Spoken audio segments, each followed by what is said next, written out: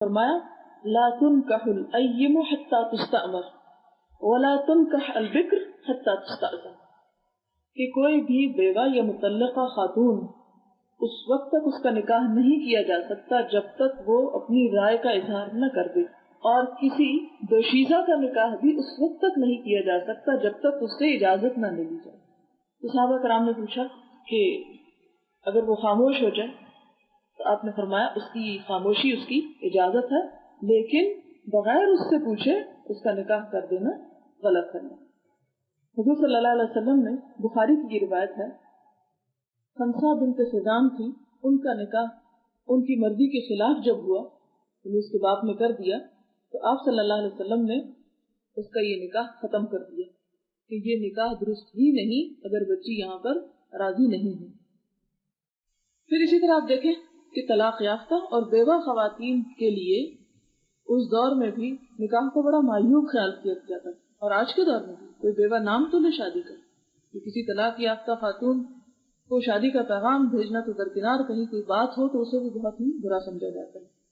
اور آج بھی برطانیہ جیسے مہذب معاشرے میں طلاق یافتہ خاتون کو دوسری شادی کی اجازت نہیں ہے۔ آپ نے پچھلے ہی دنوں اسی ہفتے کے اخباروں میں پڑھا ہوگا کہ شہزادی این جو ہے وہ انگلینڈ کی حدود سے باہر نکل کر شادی کریں گی، کیونکہ دوسری شادی کر رہی ہے نا، کیونکہ برطانوی چرچ کے فیصلے کے مطابق کوئی خاتون جسے طلاق ہو چکی ہو وہ دوبارہ شادی نہیں کر سکتی، لیکن اسلام نے عورت کو یہ حق دیا کہ اگر باہمی اختلاف کی وجہ سے یا کسی بھی حادثے کی وجہ سے عورت تنہا ہو جاتی ہے تو وہ دوبارہ نکاح کر سکتی ہے۔ پھر اس کے بعد دیکھیں کہ مہر کا حق، مہر وہ رقم یا وہ تحفہ ہوتا ہے جو شادی کے وقت شوہر اپنی بیوی کو دیتا ہے۔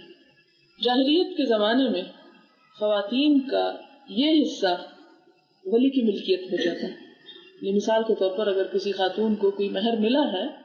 تو وہ خاتون کا حصہ نہیں رہتا تھا، وہ اس کے باپ کا مال شمار ہوتا، اور بعض اوقات یتیم بچیوں کے لیے بہت کم مہر مقرر کیا جاتا تھا، اور بعض اوقات ادلے بدلے کی شادی میں سرے سے مہر نہیں مقرر کیا جاتا تھا،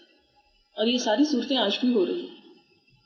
حضور صلی اللہ علیہ وسلم نے ان تمام رسموں کو سرے سے ختم کیا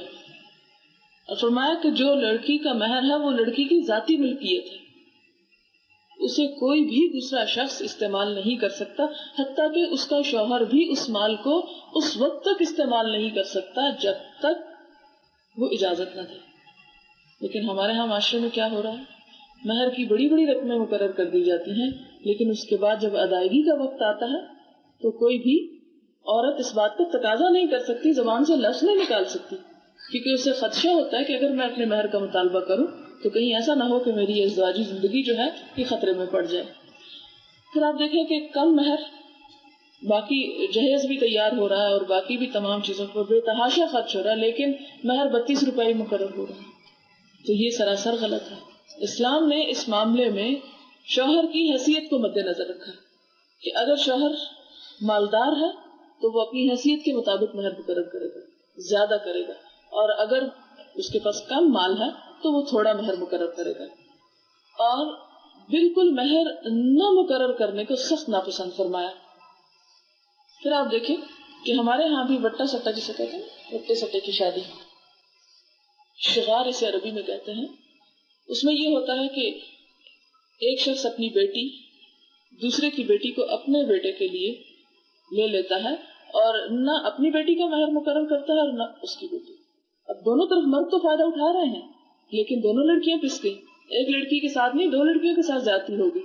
اسلام نے اس نکاح کو سختی سے منع کیا، اور حضور صلی اللہ علیہ وسلم نے فرمایا لا شغار فی الاسلام، اسلام میں ایسے ادلے بدلے کی شادی کا کوئی تصور نہیں جس میں مہر مقرر نہ کیا جائے۔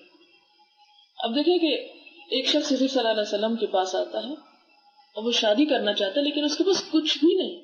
حضور صلی اللہ علیہ وسلم اس سے پوچھتے ہیں کہ تمہارے پاس جو تھوڑی سے تھوڑی چیز بھی ہے گھر میں وہ بھی لے، کہنا کہ اللہ کے رسول صلی اللہ علیہ وسلم میرے پاس کچھ بھی نہیں۔ اس پر آپ نے یہ نہیں فرمایا کہ ٹھیک ہے کچھ نہیں تو تمہیں مفت میں شادی کر دیتا، فرمایا کہ تمہیں قرآن کا کچھ حصہ یاد ہے؟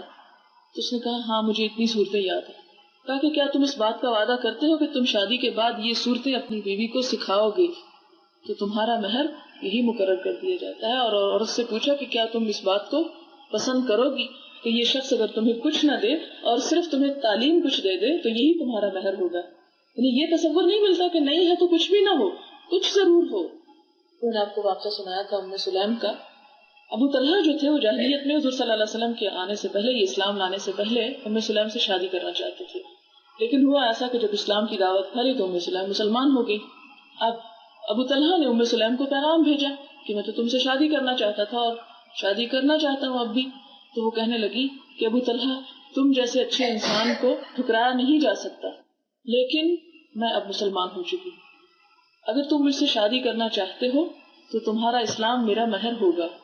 تو اس پر ابو طلحہ نے اسلام قبول کر لیا اور انہوں نے کوئی مالی صورت میں مہر نہیں لیا, وہی اسلام قبول کرنا ہی لے لیا. تو یہ عورت کے ڈسکشن پہ چھوڑ دیا گیا, عورت کی رضامندی پر. اگر کوئی عورت مہر نہیں لینا چاہتی تو وہ اس کی اپنی مرضی, لیکن اسلام نے اسے پورا پورا حق دیا ہے کہ وہ اپنا حق وصول کرے. آپ صلی اللہ علیہ وسلم نے خود بھی ازواج مطہرات کا مہر 550 درہم ادا کیا. مہر کے علاوہ نان و نفقہ کا حق دلوایا عورت کو کہ شادی کے بعد عورت کے کھانے پینے کا, لباس کا سارا ذمہ جو ہے وہ شوہر کے اوپر. عورت خواہ خود کمانے والی ہو, خواہ خود کتنی ہی مالدار کیوں نہ ہو,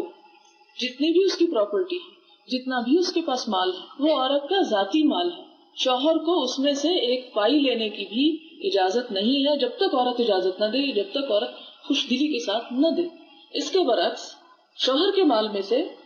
عورت کو حصے دار قرار دیا گیا اتنا جتنی اس کی ضرورت ہو. ایک دفعہ ابو سفیان کی بیوی ہند حضور صلی اللہ علیہ وسلم کے پاس شکایت لے کر آئی کہ ابو سفیان بہت کنجوس آدمی ہے, مجھے اور میرے بچوں کو اپنی ضروریات کے لیے کچھ نہیں دیتے, تو کیا میں ابو سفیان کو بتائے بغیر اس کے مال میں سے کچھ لے لوں؟ حضور صلی اللہ علیہ وسلم نے فرمایا کہ صرف اتنا جو تمہاری ضروریات کے لیے کافی ہے, اتنا تم لے سکتی ہو, لیکن اس سے زائد نہیں.